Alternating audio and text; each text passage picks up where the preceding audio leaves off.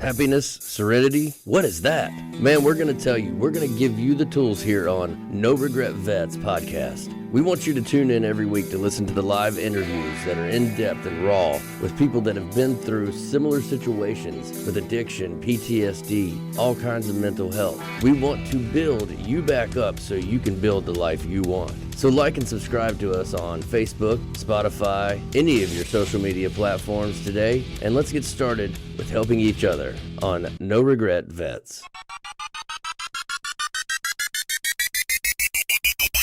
I want to thank you for joining us back here at No Regret Vets. Thanks for tuning in and listening as always. Follow and subscribe, and let's kick things off. Good afternoon, guys. It's Andrew and Gunther here with No Regret Vets. Last week, you got to hear Gunther's interview, and we hope you tuned in and enjoyed it. This week, it'll be a brief overview of my life and how I got to this point. And then in the coming weeks, we will have other veterans and recovered addicts coming in to interview with us. So like last time, instead of the roles are going to kind of be reversed on this one. It's different. Role play. Yeah, me doing the situation that you were in last time, where I was telling my story and just kind of how you would interject and keep the conversation going. This will be my first time actually doing this on the other side instead of being the one asked the questions, and keeping it going. I'm going to be doing this with you. So like you did last time with me, let's kind of just start at the beginning. Let's start there and see where it goes.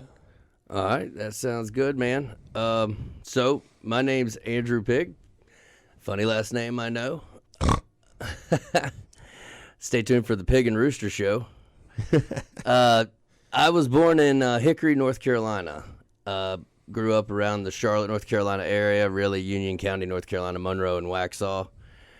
I have an older sister, April. My mother and father were together my entire life. My father was a radio DJ early in life. His father, a drag racer, World War II veteran. My mother was a dental hygienist, and her father was a Korean War veteran. And my father became a preacher before I was born, and I grew up as a preacher's kid, the old PK. Now, were you like the typical preacher's kid, the stereotypical one that you hear about? Yeah, I guess you could say that now.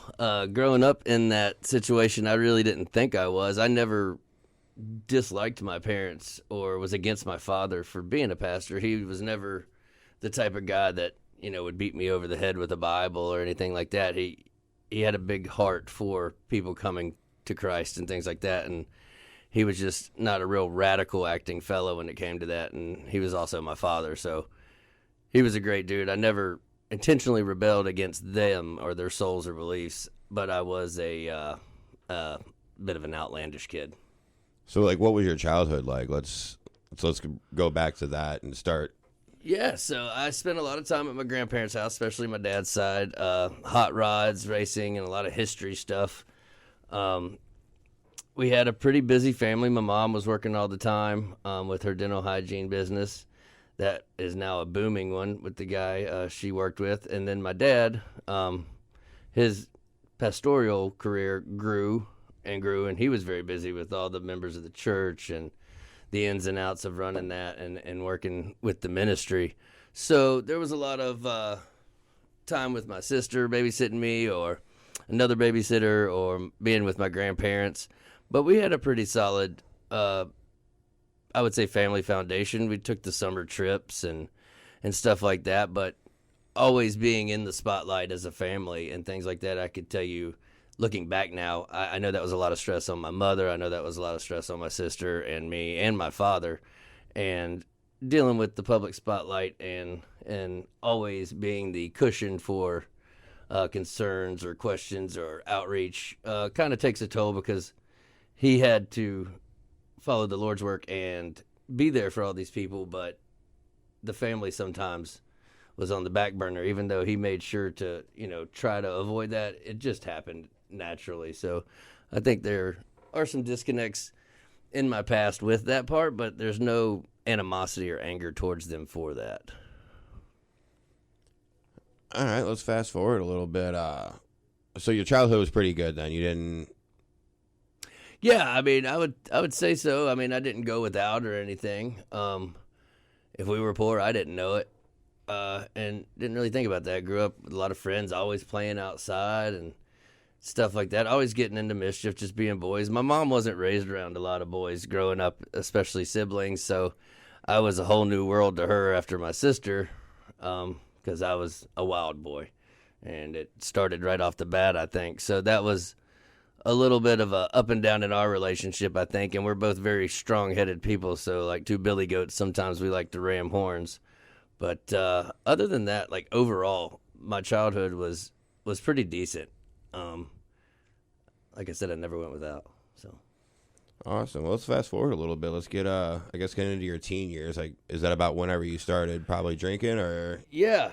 So I guess like a lot of teenagers and stuff, middle school really is when the experimenting started. You see it on TV, you see some people do it here and there, you think it looks cool, whatever. But I'd say middle school, I started trying marijuana. That was actually the first thing I tried, and it made me feel really ridiculous at first, and I remember hating it.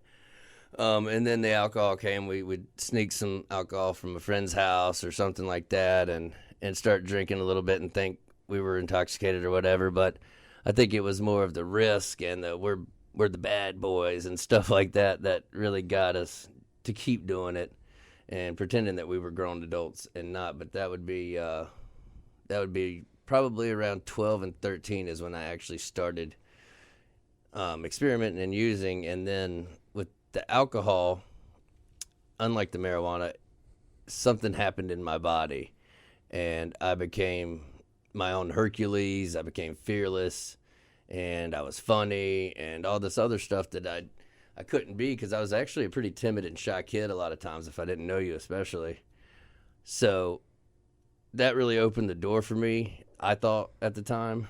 And I pretty much, anytime I could get it, which was hard back then, I thought, at the beginning, that's when I really started actually consecutively drinking as much as we could. And that was around 13 when that really started to take off. So like when you started drinking, this was kind of like the bad boy phase, and like you weren't really masking anything. You were just, you enjoyed the drink already. Yeah, well, I think I didn't know what I was masking at the time. I definitely enjoyed the drink. I enjoyed the feeling, the loosening up, being somebody else. I think getting away from the preacher's kid spotlight, the strict this is this and this and that every day of my life, and not even by my parents, just by in that environment.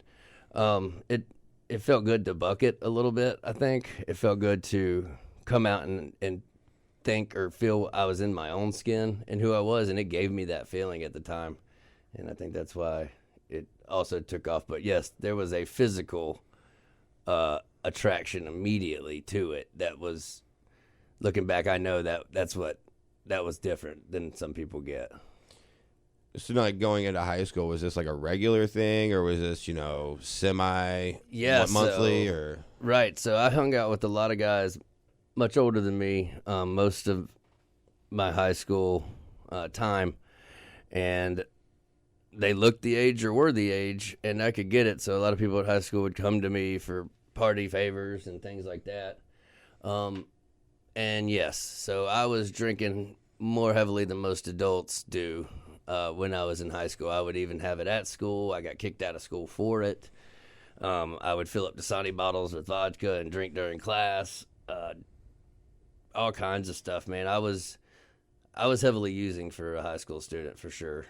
So you were definitely already either a full-blown alcoholic at this time, or you were headed down that path pretty quickly, would you say? I think at this time I could quit.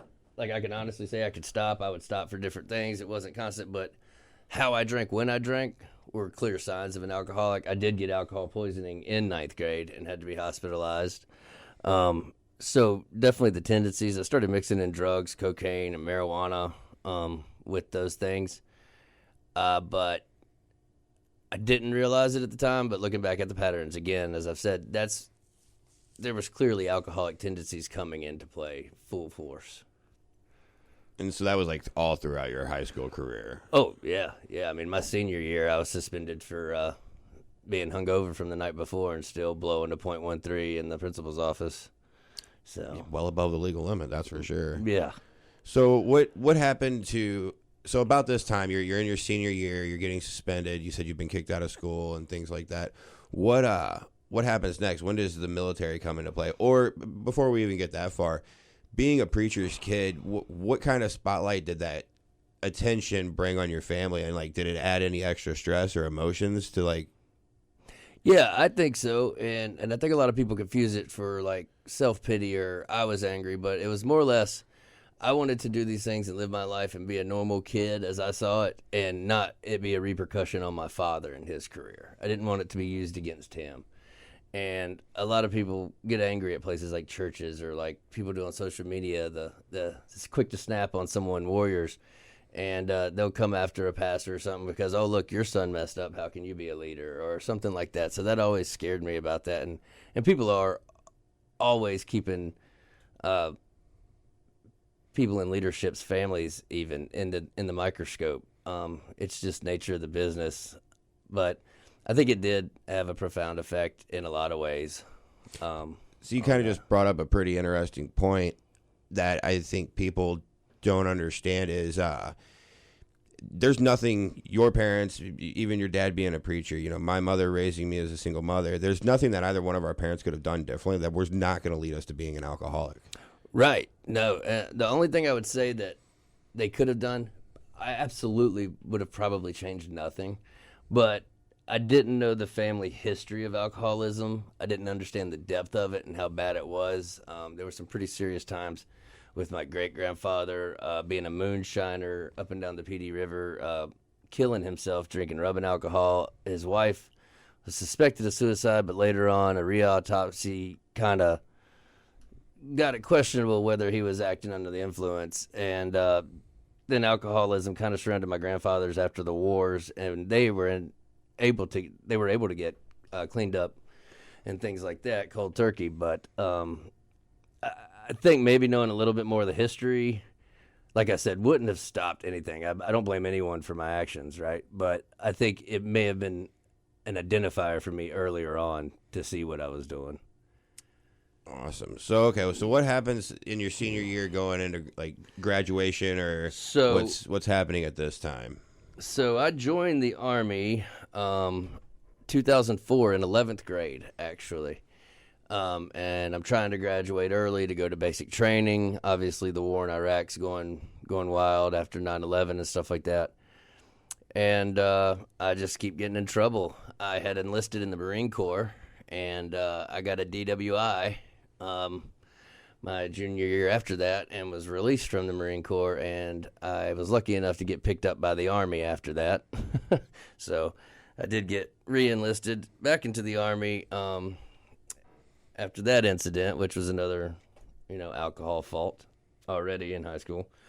So I joined the military. I wasn't going to be allowed to walk, but they allowed me to walk since I was joining the service due to being in trouble at school for alcohol. So I graduate, and I head off to Fort Sill, Oklahoma, to conduct basic training. And that's pretty much where I get a consistently long break from drinking. I go all of basic training, of course, without any alcohol, and we were OSET, one station unit training like you, and so there's no break, there's no stopping. So I also had my school time there in my MOS where I wasn't drinking. So we've got, like 3 months that I didn't drink a drop or use. So kind of similar to like what I was, like Dr. Bob, you could definitely quit when you needed to. Yes. And to accomplish the task. Yeah, this time I didn't have any DTs. I didn't feel nothing that I noticed.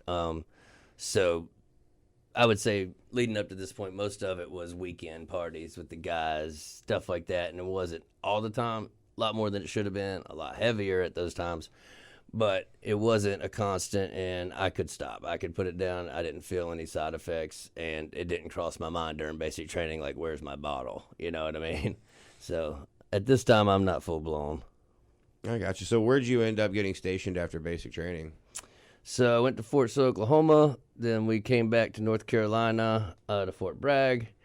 I did time at Fort Hood, Fort Bliss. Been out to California.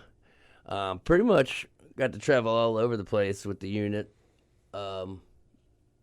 Went to Romania, Bulgaria, Ireland, Germany, Iceland, Kuwait, Iraq, all over the place. Deployed combat-wise too. This whole time into this, as soon as I'm out of basic training, you've got your ego on top of your chest. You're huge to yourself, and I've now done something amazing. My family's like, okay, this kid's not just some wild banshee. He's actually achieved, getting in the military. He saw it through. He's graduated. He's achieving. I kept going up and up in the military, and everything I touched in the military for what I was doing turned to gold for me. It's like where I was supposed to be. It's like radio is now for me, like how it feels like this is my home. The difference there is, as you know, the military can turn into a fraternity house a lot of the time. Oh, yeah. And so the drinking kicked back on, and I mean, as a lot of military guys know, we were doing our PT test. No matter what, you could be hungover and drunk, just throwing up, but as long as you pass your test, you're solid. And so these became the days of my lives, and drinking was an everyday thing. Pretty much, I would say about a year after basic, just regular line duty, I was drinking all the time. I had a couple side businesses that I worked for and did work for and managed, and at this time, it wasn't affecting my jobs or my family really. It was just looked at, this guy likes to drink and party. That's about it at this time. So when would you have deployed for the first time to the combat zone? Let's get leading up to your combat deployment. Were you a daily drinker at this point? Yeah. I don't want to say no. I mean, it wasn't like it's going to turn into, but leading up to the deployment, yeah, it was more the social thing still though. It would be after my 2009 deployment. With 1st Cav and the 113th, 30th Brigade, I don't know what happened. I don't know when it happened. But after that deployment, we did some pretty cool stuff. I was on a great team. I had a great section chief. I had great guys. It was wild. There was the everyday stuff of being in a combat zone. There was ID, stuff like that. There was the jobs we had to do, the entry teams, the hitting doors, all that jazz. And as you did, I leave a lot of detail out just because certain things, we just know they are what they are. But after that deployment, something was different, man. So up until this point, we'll say till 2009, I'm just a party drinker, probably too much, definitely too much, but not every day, it's not my medicine. After 2009, I came back, the VA put me on what I call the doggy bag of pills. Just a ton of different opioids and benzos and things like that. And my whole family noticed that I was kind of acting like a zombie. I wasn't there. I wasn't who I used to be. And part of that was coming back from the war. And part of that was the drugs. So then I had all this leave time accumulated, and all I was doing was getting my VA medication, alcohol, and a street pharmacist to give me the rest. And I was just staying completely wasted and intoxicated and feeling nothing. I wasn't addressing PTSD, nightmares, anxieties, reintegrating into society. I wasn't addressing any of this. And the person I was with at the time ended up getting pregnant. Here comes my daughter into this world by 2011. But leading up to that, this is when my drinking had really taken off. We got pregnant. And so here comes my daughter, and I still haven't addressed any of this. I haven't come clean about having any issues or anything, and I'm still trying to maintain a military career at the same time. And I think this is really when it starts to get noticed more as this guy is just an immature party guy. It starts to really, really start to unfold. Gotcha. So we're in, what, about 2011, 2012 right now? Yeah, so 2011, Addie was born October 4th. Another thing you brought up was how they gave you, the doggy treat bag, basically. And for people that don't know, it's sad, but at that time, and even I believe up until recently, is the Army doesn't do a good job at treating the problem. They do a good job at like masking the problem. So instead of, if you're injured, it's, oh, here's a handful of pills to help you with the pain, instead of, hey, why don't we take some scans and some x-rays and see if there's like a corrective surgery or maybe physical therapy. And wouldn't you agree? Or yeah, 100%, 100%. I know that, we're definitely not downing any kind of help here, but it's pretty well known and it's honest across the board. There was, especially early on in the war and guys coming home, there was an unspoken rule, it seemed like, where you were handed this bag of pills, opiates and benzos and things, and you'll feel better after you take these, go on. Not like, hey, let's address this. I don't think anyone really foresaw how bad this was going to be for so many veterans by not addressing it, and how many veterans were left behind, like in Vietnam and previous wars, and not treated and stuff. And it really started to come to the forefront with social media and television and things like that being more readily available to expose these truths of combat and mental health and addiction. And there's that stigma too. It's right. You feel like you're less than because you have the PTSD, and the thing is, everybody around you has it too, but they just don't talk about it. It's that like you you were saying, everyone that I served with had unspoken their own things, but it's the whole pull yourself up by your bootstraps and toughen up soldier. And like I said, I'm still currently enlisted at the time, serving. So I had two fears, to look like a coward, or to get discharged for it. And in my career, which at that point, I was working on, almost 10 years at that point. And so I had already kind of, in my head, hit that hump of, well, I guess if I'm staying, I'm staying. I've done 10, why not do 20? So admitting self-injuries or things like that to me was a career ender. And I was told that, not by NCOs directly on my gun line or entry teams, but by medical NCOs or officers and stuff, like, hey, this is career ending. Are you sure you want to write that down? And so I would erase it, and I would take it off the paper, the things that happened, and I would just pretend everything was okay. And that was until I got a surprise letter around 2014, and I had to go to a border review at Fort Bragg Medical Center, and I had a profile that was put on me from the last deployment that said, I cannot live in an austere environment. And I looked at the doctor and I said, I've never been to Austria.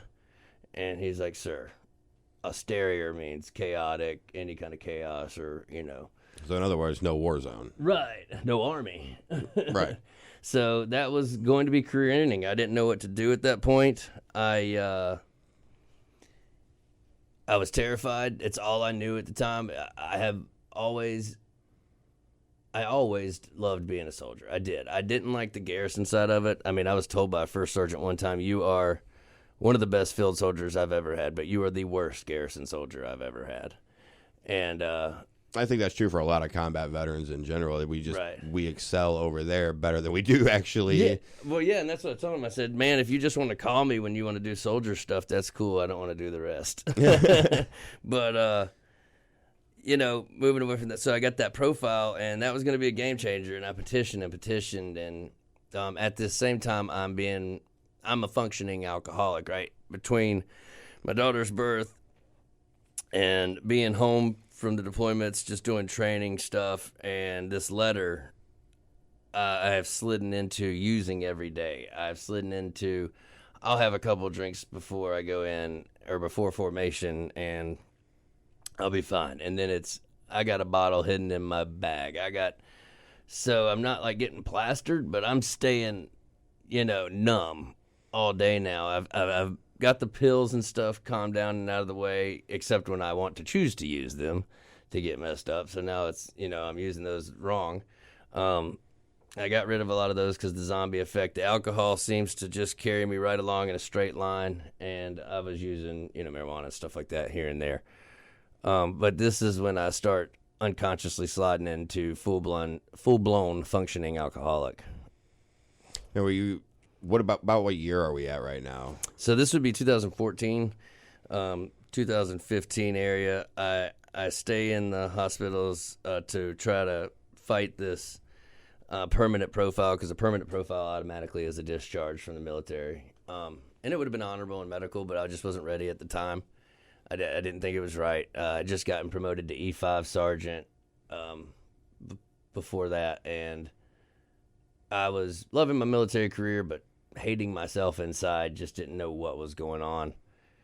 And I linked up, and this is, I'm not going to use names, of course, and like I said, some things we don't talk about. But I had a good friend who I met through this process that worked at the Special Forces Medical Center, and he was able to write in the system a recurring 90-day profile that said I was fit for duty. So every time my unit or somebody tried to pull up what was going on with this soldier, it would just say fit for duty, good to go, because every 90 days this would just generate this profile, which was covering up the permanent profile that would have gotten me kicked out. So that lasted about 3 years, and I'm jumping forward just on this, and I'll come back. But so that lasted about 3 years before that came back up. So I get away with the permanent profile. I'm still in the military, still training, doing things, still achieving here and there, getting in a lot more trouble for hungover with family, the military friends. I have to go to a rehab center down here in Florida where I actually met the owners of the current facility we work with, and the military sent me down here, and they said, you have a drinking problem. We're noticing a lot of stuff going on with you and things like that. My mother and father are noticing. They're really concerned. They're coming over a lot. They're trying to intervene the best they can.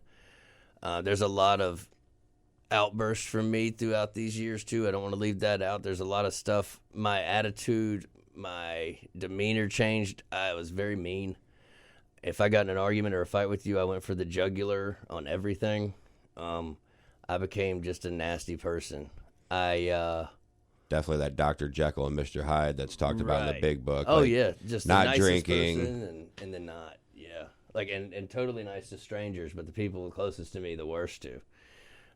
So me and my daughter's mother, we separate. That's not going to work out. I'm trying to get my life still somewhat manageable. I really am in love with the idea and the fact of being a father. I love my daughter more than anything in this world, and she's an amazing kid, and God bless me with an amazing kid with an amazing temperament, especially for the stuff that I was going through and, potentially putting them through. So that became another second burden to this time of suicide for me, because I'm now stuck in this fatal funnel of mental health and addiction, and I want to be the best father on earth, and I'm failing at it every time I turn around, and I'm letting down the most important thing in my life. And so now we've tackled on suicidal thoughts, like, if you just go away, then she'll have a better life. Yeah, at first she might miss her daddy or something like that, but she's really young, she won't remember, and blah, blah, blah, and it'll be a better life, and things like that. So I've got the regrets or haunting things from the war. I've got my own inflicted self-injuries, and then I've got these suicidal thoughts now piled on the table about, you're just not worth it, dude. Like, you keep messing up. You're not ever going to do better. Like, you're going to be stuck here.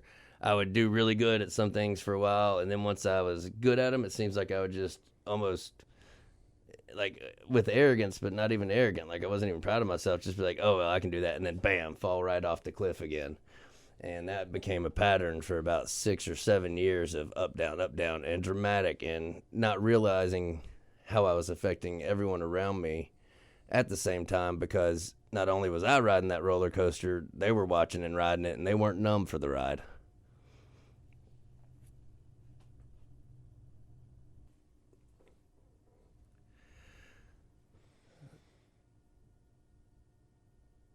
So, yeah. I am now on this. I'm going to edit this part out. We were talking about a roller coaster ride. So my family's twisted in trying to figure out how to help me. I've lost relationships. I've, at this point, only get to see my daughter here and there on weekends. I'm staying gone a lot. I get tasked out with the military to go take a group of guys to California. We have our regular unit trainings, which is in Texas and Mississippi.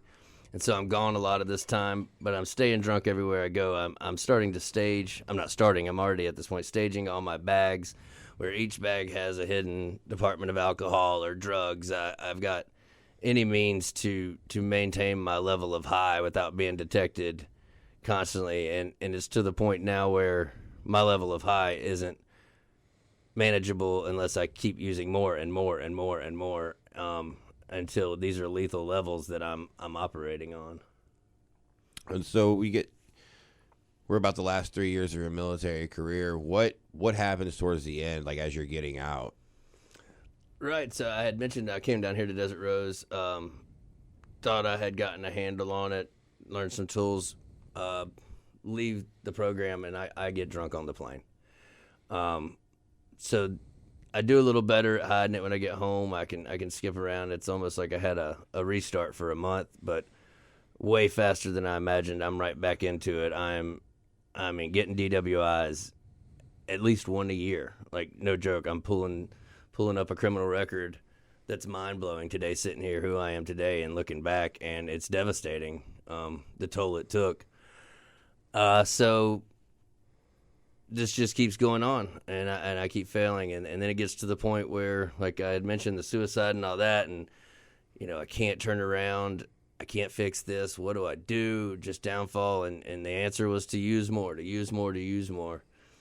And then October in 2021, I had a review about a year before that, and that permanent profile came back to haunt me. And they said, we don't know how you've gotten by with this, but you should have been discharged years ago. But now you do have to go. You will be honorably discharged, medically retired, with your disability. And things like that. So I said, okay, well, at least all this wasn't for nothing. I'll get my pension and whatnot, and I'll focus on the serious stuff later, which was a no-go. My daughter was 9 at the time when I retired. She had just turned 9. She's tired of being let down. I'm tired of letting her down. My family sees this. Yes, they're proud that I pulled off a military retirement. But with that retirement came the unveiling of Andrew to the world completely. I thought I was a big secret to a lot of people how I was acting, but I wasn't. People knew. But when that cloak of the uniform was pulled off of me, number one, I felt like I lost my identity. I've been doing this since I was 17 and a half years old. Ironically, served 17 and a half years. But So literally half your life at that time was the military. Yeah, in my entire adult life. So I didn't know where I fit in this world. I didn't know how it was going to work. I was no longer a soldier, and I surely didn't know how I was going to fit in this world as a full-blown alcoholic and drug addict with no cover of the uniform to say, well, he has these problems, but look what he's doing. Because now it's just, I'm staying at home every day. I'm doing little jobs here and there for side money, living off my pension, and just staying intoxicated and high all the time, and not wanting to hurt anybody, not wanting to be a bad person. I just couldn't do it. I mean, if I woke up, I had to have a drink first thing in the morning. Even if I had to throw up that shot or throw up the drink just to get the next one down, that was every single morning. And drinking through all my jobs and interviews, and how I got hired sometimes I don't know, but just that sadistically changed into a functioning addict and an alcoholic. I could get the jobs. I could work hard for a while, and then I'd miss a day and stuff like this. And I'm not a guy that misses a day of anything, or doesn't work. And it started to do things like that. And then couldn't get up to go pick up my daughter from school or go see a game or something because I'm too hungover. I'm too sick. I can't start my truck. I have a breathalyzer on my truck because I've been arrested so many times, and I can't even start the truck sometimes till a day later. I've drank so much. So all this stuff is what I call my fatal funnel. Like, I am funneling and spiraling into nothing. And this is 2021. I should be happy I get to start a new chapter in my life. I just retired from the military, but instead I'm just looking for a way to kill myself, and make it look like an accident, drive off a bridge or something like that. I put a gun to my head several times, just something I would see a flash of my daughter's face or hear God's voice or something, and I just couldn't do it. I never could quite pull the trigger. One night I stumbled and it went off and went past my head and through the wall, and I don't know, something kind of clicked there, and I kind of, just cried, man. I just bawled. And that's when I said, man, you got to get out of this lifestyle. Like, look at your daughter, look at your life, look at your family. And so that's when I started the true search for recovery, which would prove to be a hard journey in itself. So about 2021, 2022, you're deciding, all right, I got to get some sort of handle on this. For sure. So leading up to where you're at now, what were those 3 or 4 years like, about those 3.5 years like? So I tried to quit cold turkey, things like that. Didn't work at all. I started switching drugs for alcohol, alcohol for drugs. That obviously was a no-go. So I got into a couple detox centers, would, go through that 7-10 days, whatever, come out, maybe last a day or two, bam, right back at it. And every time I came back out, it escalated so much quicker and further than it did before. It's wild. And the tolerance level is not going down by any means too, mind you. So I'm using more and more. I mean, at this point, I'm drinking, and it sounds ridiculous, but I'm drinking over a half gallon, if not a gallon of liquor a day. I'm using marijuana to come down off that hangover. I'm using uppers to try to work with that level of intoxication. It's just horrible at this time. I'm sick all the time. I get pancreatitis. I'm in the hospital every other week with pancreatitis, just destroying my body. Worst pain I've ever felt in my life. And I decide that I'm going to go to a program locally to our town. And it's a great program. It's on a farm and stuff like that. And I wanted it, and I did good for about 38 days. And around the holidays, my daughter's proud, my family's proud. They see some change. I go home, and something was said wrong. I don't really truly remember even now. It's so sad, but it set me off, and I just completely lost it on my family and everybody. And I told them what I thought about them and just said a lot of bad stuff. And that set me off for another fatal year of ups and downs with alcohol. Got arrested again. At this point, I'm losing everything. I'm not paying my bills on time. I'm not able to meet the needs of just a regular human, let alone a father or a son or a friend. So this is when I start looking for options, just figuring it out. Don't know what to do. Can't stand up. Can't get out of bed. Can't hardly function at all. Like, it would take a whole day just to muster enough energy to get to the grocery store to get a little food to say I ate, and more, substances to put in my body. That was every single day. And so I reached out randomly online one night and called a program, and they called me back, called Beach House, and I came down there for the detox and to do the 30-day program. And I got in there, and I can tell you the difference in this and any of the detoxes or the rehab I had done before was that I actually wanted this. Like, this, I was at rock bottom. This, I had, not only did I want it, I was going to die without it, and I had nowhere else to go and nothing left in my life that I hadn't lost, or not lost, but given away to alcohol and pushed away. And so I did these 30 days down here, and they went pretty well. I really learned a lot and focused on myself, learned to meditate, learned to sit with myself, learned to be still, and started addressing issues and talking them out, identifying the different problems. and how to work and live with them, not just, cope with them, but actually, change what I can change and fix what I can fix. And so I leave that program after 37 days, whatnot, and I had a seizure while I was in there from withdrawal and stuff like that, just to, how bad the addiction was. And I've never had any kind of seizures in my life. So I think I've accomplished a lot. I come out of there. I get home. It's about 2 weeks after I get home, and I can feel something's up and I can walk away from it. And then one night I just decide, you can have one or two, and I relapsed right there. But this time, by the grace of God, and I wasn't really into AA at this point, but the group I was with before, wanted me to go somewhere else if I wanted to come back there and things like that. And so I called Beach House again and told them, I relapsed, I need to do this. And they said, you know what, come on back. So I came back, I did another detox, and I went to an IOP program, or PHP, kind of like apartments, but still in the program and things like that. And I did that for almost 2 months.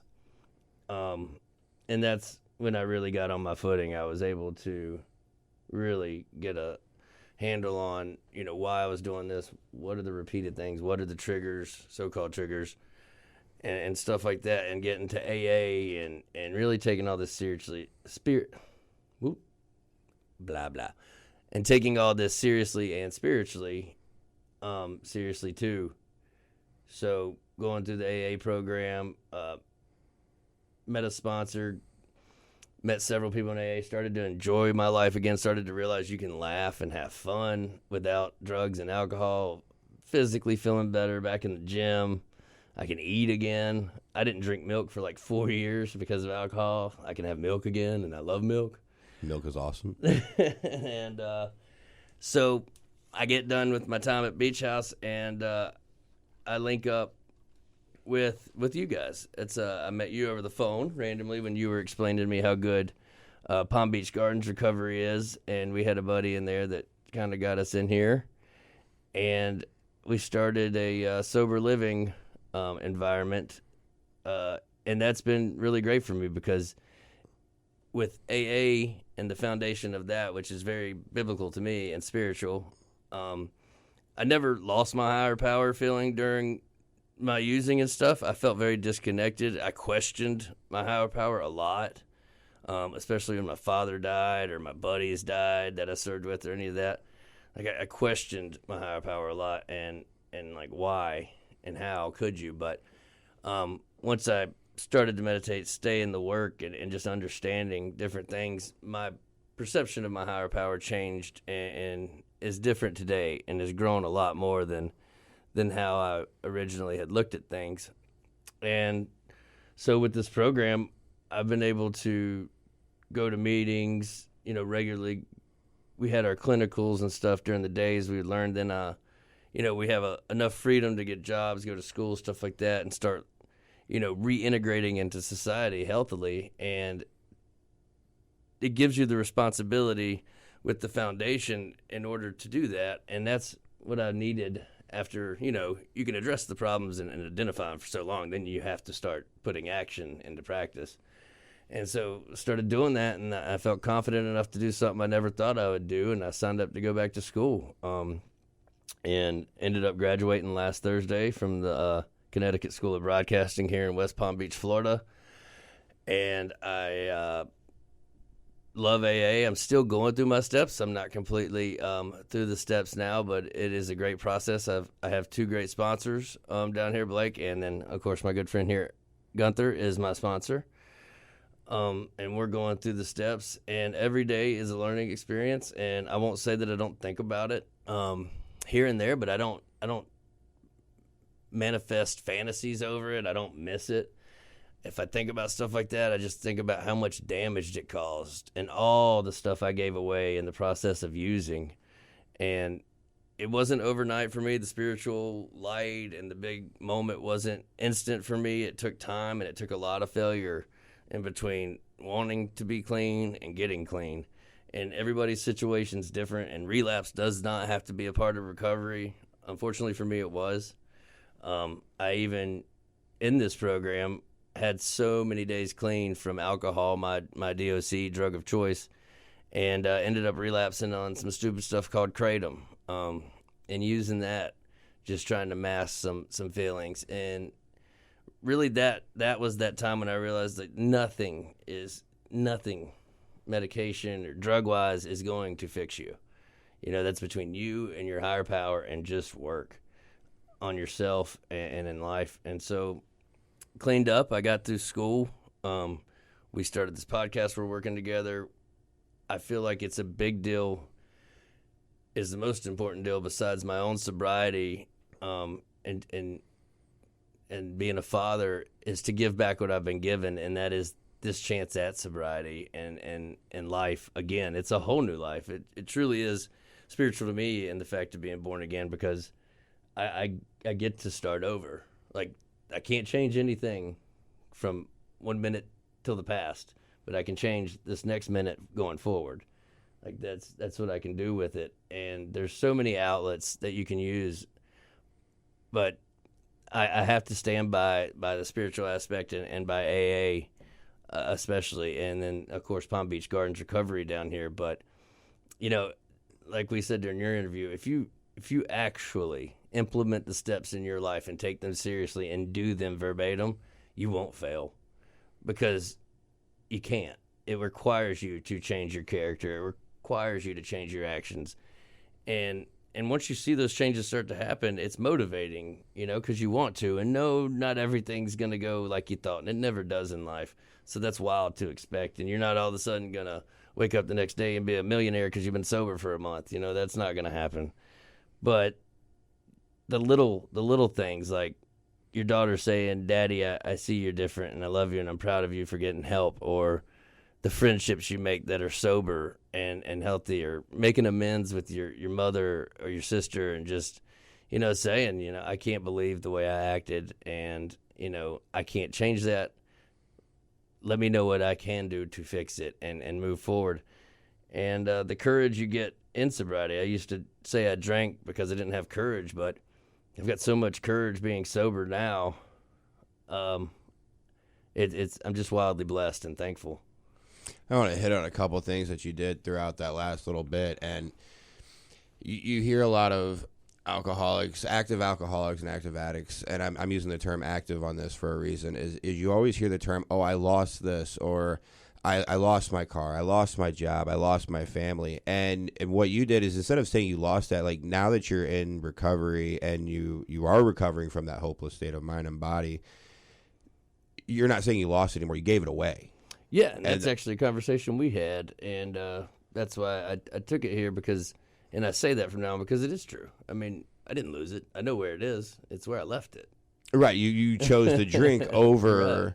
that particular, thing that people would say that they lost. And I like the growth that I've seen in you over the last few months. It's been incredible to see the person I met to the person that you are now. Yeah, you're still Andrew. You're funny. You're this goofy, person. But Goofy looking.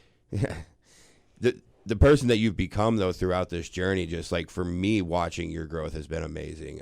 Like I said, taking the ownership of "I gave it away," or owning up to the fact that you've relapsed and you've come back. And I think that's important too. I mean, yeah, relapse doesn't have to be a part of your story, but if you take ownership of it and you continue to come back, that's golden. I mean, that shows that you at least want it, and not only do you want it, but you're working it.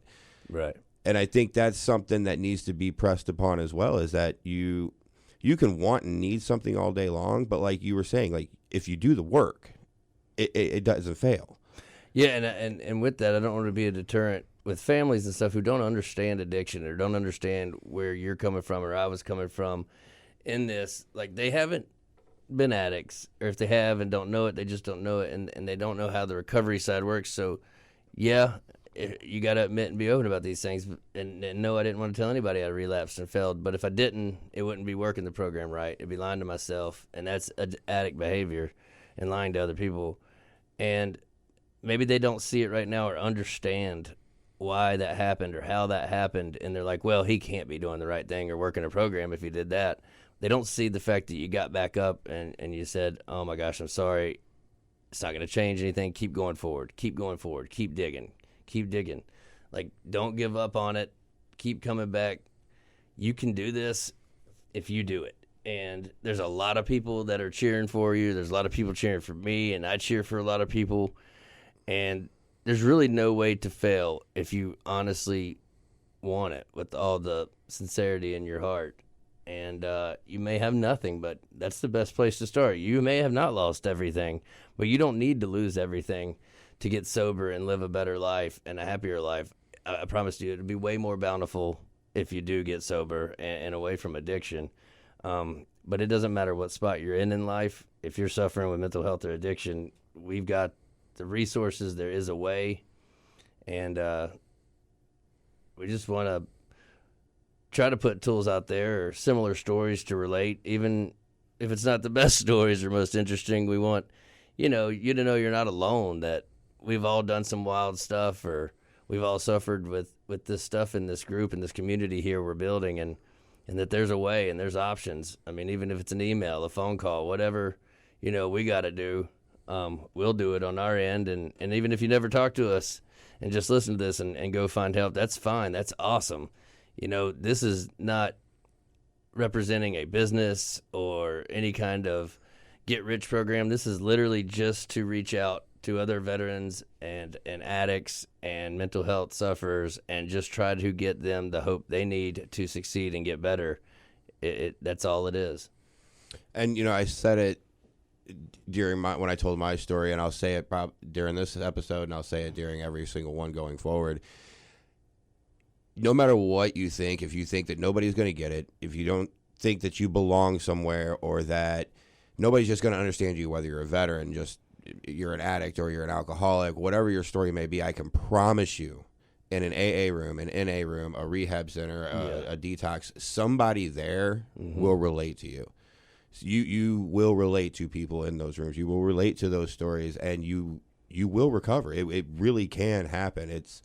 But it takes that action on your part. You have to you have to walk through those doors. Right, and you may think that you want it mentally, but you don't have the energy or the soul or the direction or the finances.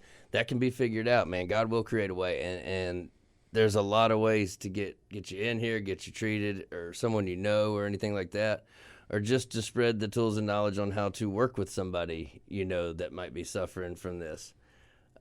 There's a lot of avenues of approach, and we want to take every one of them to try to help, because it is such a better life sober. It is such a better life free from addiction and able to, know when a mental health issue comes up or comes into the picture, like how to decipher that and how to work with it and work through it instead of drinking over it or using over it.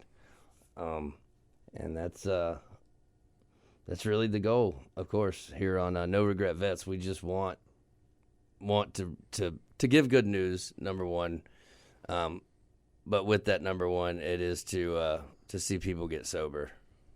There is definitely light at the end of that dark tunnel, for sure. So I guess that's gonna wrap my little story up. Incredible story. Like I said, I mean, just the man that I've seen you become over the last few months, and where you came from, and I'm incredibly proud of you, for sure. I mean, graduating school, working these steps, going through this program, and like I said, just taking that responsibility back, taking that ownership back, and it just shows your character of who you are becoming and who you are going to be. I cannot wait to see what you do in the future. I can't.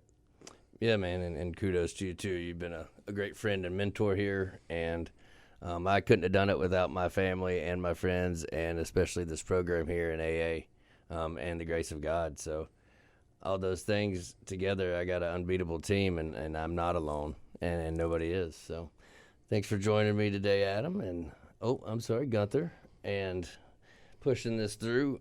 Next week, we hope to have another veteran on here, but in the meantime, watch us on YouTube, look for us on Facebook, send us a message, reach out, let us know what you're thinking. Let us know if you want to maybe share your story with us. We'll try to get you in the lineup. We can do virtual interviews or have you at the station, or sometimes come your way. Just want to thank you guys again for listening, and I hope you guys have a great weekend. Sappers lead the way. Hey guys, I want to borrow a few seconds of your time to introduce Palm Beach Gardens Recovery. Located at 860 US Highway 1 in North Palm Beach, Florida, Palm Beach Gardens Recovery provides clients with addiction and mental health treatment, equips them with the essential tools for success, and instills hope for them to become productive contributors to society through the development of crucial life skills. You can reach them at 561-823-6573 or email them at admissions@pbgardensrecovery.com. Again, that's admissions@pbgardensrecovery.com. If you have a coworker, family member, friend, anyone in need, please give them this information, and we will reach out to try to help them if they don't reach us first. Palm Beach Gardens Recovery doesn't just treat addiction, they transform lives. They dive into a personalized healing journey that restores well-being and renews hope and rebuilds families. So call again today at 561-823-6573. Palm Beach Gardens Recovery, the Center for Healing.